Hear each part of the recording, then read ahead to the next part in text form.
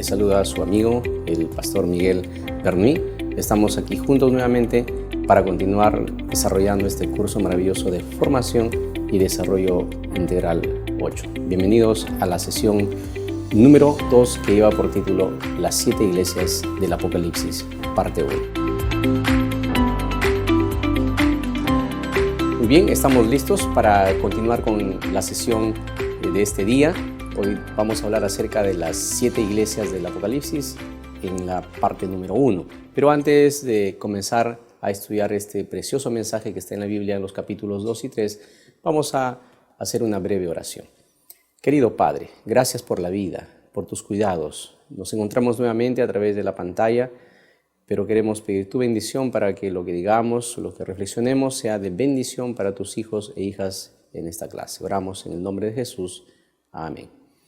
Muy bien, vamos a hoy día ver en la primera parte las iglesias del Apocalipsis y hay 3 aplicaciones relacionadas con este tema, ¿no? Recordar que en el capítulo 1 encontramos ya la mención a las 7 iglesias, ¿no? Entonces, estas iglesias, en primer lugar, este mensaje, recordemos que son cartas personales a congregaciones locales del primer siglo después de Cristo y obviamente tratan problemas y virtudes locales en primera instancia. En segundo lugar, son símbolos de los 7 principales periodos de la historia que se sitúan entre la primera y la segunda venida de Cristo. Es paralelo a lo representado por los sellos y las trompetas también que veremos en los capítulos sucesivos. Y por último, encontramos que hay una aplicación personal a cada uno de nosotros y a la iglesia del presente siglo también. Entonces tenemos las 7 iglesias. Encontramos aquí la primera serie de 7, Éfeso, Esmirna, Pérgamo, Tiatira, Sardis, Filadelfia y por último la Odisea. Hoy específicamente vamos a ver las 4 primeras iglesias. Cada carta vamos a descubrir o recordar que hay un bosquejo en ellas, ¿no? Comienza con la descripción de Jesús, luego encontramos un elogio, le sigue una reprensión, una corrección o un llamado y finalmente una promesa. Esta es la estructura que tenemos a lo largo de cada una de las cartas. Comenzamos pues entonces con la primera iglesia, la iglesia de Éfeso, el mensaje a la iglesia de Éfeso, ¿no? Éfeso significa deseable y este periodo de la historia está marcado a partir del año 31 hasta el año 100 después de Cristo. La mayor y más importante de las 7 ciudades mencionadas era Éfeso y representa a la iglesia apostólica, ¿no? A la iglesia que predicó con mucho entusiasmo, predicó con mucha pasión, dedicados a sembrar la semilla del evangelio del cristianismo en toda esa primera época, ¿no? Entonces es una etapa de pureza doctrinal también, en donde la verdad se está predicando en su plenitud con la pureza que más adelante se va perdiendo a lo largo de la historia. Encontramos, por ejemplo, referencias en el versículo 4, en donde hace un llamado, dice, hace un elogio a la iglesia, sin embargo dice, has dejado tu primer amor. Es decir, ese ímpetu, ese entusiasmo, ese fervor misionero se fue perdiendo poco a poco, ¿no?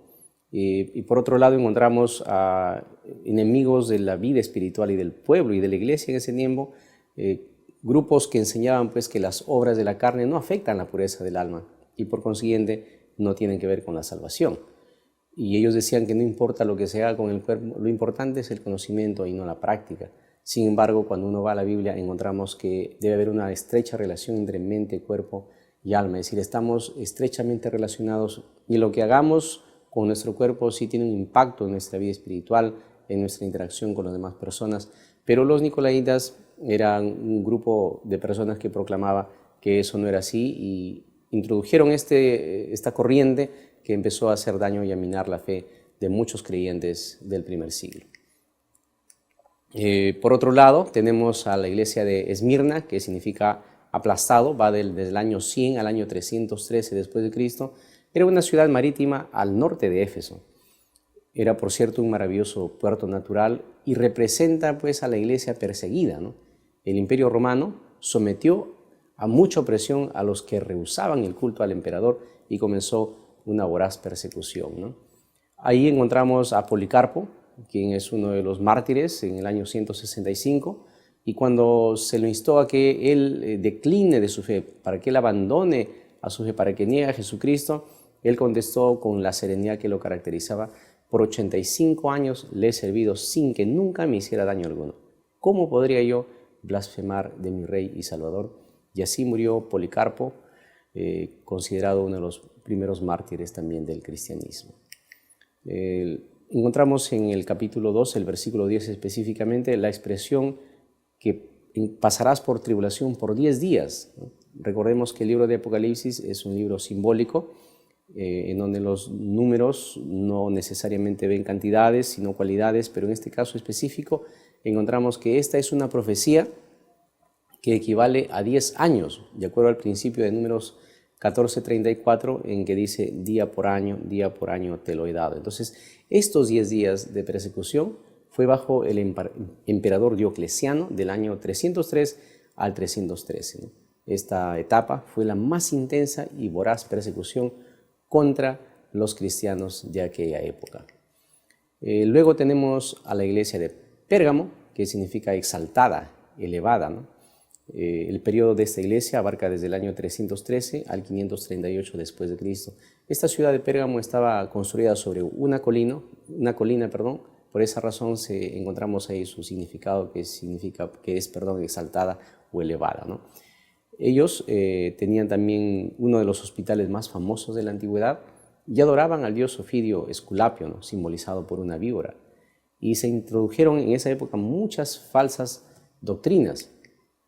Por ejemplo, la doctrina de Balaam, en el versículo 14 mencionada en el libro de Apocalipsis. Balaam hizo caer a Israel mediante prácticas paganas, banquetes sacrificiales y fornicación, y lo hizo también mezclándolo con la religión. Hizo un sincretismo, una unión de lo santo con lo profano. Por otro lado, encontramos al emperador Constantino, quien se convirtió al cristianismo y se introdujo cuantiosos elementos paganos dentro del cristianismo, ¿no? Entonces, él no se convirtió genuinamente, sino lo hizo con fines políticos, más que con un fin de una transformación y un cambio en su vida, ¿no? El resultado fue la mezcla de la religión verdadera con el paganismo, y obviamente se produce una caída espiritual estrepitosa en este periodo, ¿no? Sin embargo, hay una promesa, ¿no? La piedrecita blanca, descrita en el versículo 17 del capítulo 2, y recordad pues que en la antigüedad la sentencia de los juicios se declaraba mediante el uso de una piedra blanca para los absueltos y negra para los culpables, ¿no?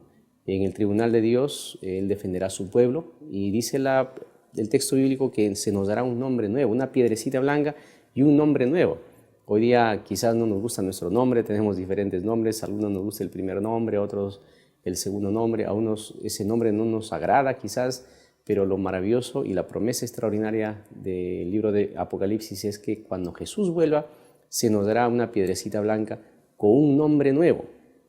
Y recordemos que el nombre en la Biblia simboliza el carácter de la persona, ¿no? Y cuando Jesús venga y nos dé ese nombre nuevo, simbolizará pues el carácter, las luchas que pasamos, las dificultades que enfrentamos, pero cómo por la gracia de Dios pudimos ser vencedores, ¿no?